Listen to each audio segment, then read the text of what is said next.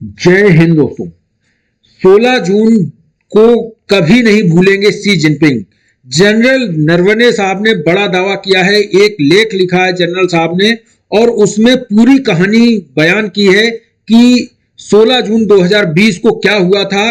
Xi Jinping क्यों नहीं इसे भूलेंगे। उन्होंने कहा, अपने एक संस्करण में कहा है, 4 स्टार्स ऑफ डेस्टिनी संस्करण लिखा है, जिसमें उन्होंने कहा है कि गलवान घाटी में हुई घातक झड़पों के बारे में कई खास और दुर्लभ जानकारी देते हुए उन्होंने कहा है कि चीनी राष्ट्रपति शी जिनपिंग 16 जून को कभी नहीं भूलेंगे, क्योंकि इस दिन बीते 2 दशक से अधिक चीन की पीपल लिबरेशन आर्मी को पहली बार घातक जवाबी कार्रवाई का सामना करना पड़ा है।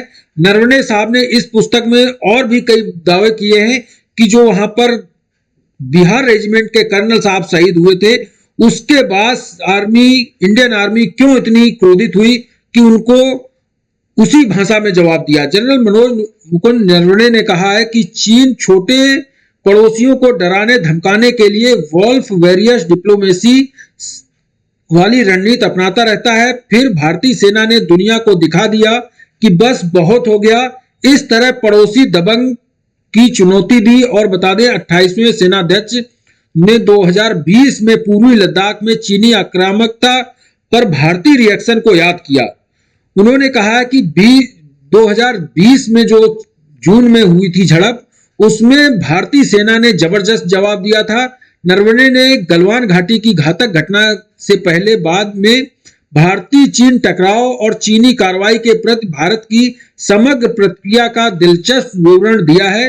उन्होंने वास्तविक नियंत्रण रेखा पर घटे इस वाकये के दौरान की दास्तान सामने रखी है और उन्होंने कहा, जून 2020 में गलवान घाटी में हुई झड़प में 20 सैन्य कर्मियों की मौत हो गई थी और याद करते हुए उन्होंने कहा है कि यह मेरे पूरे करियर के सबसे दुखद दिनों में से एक था।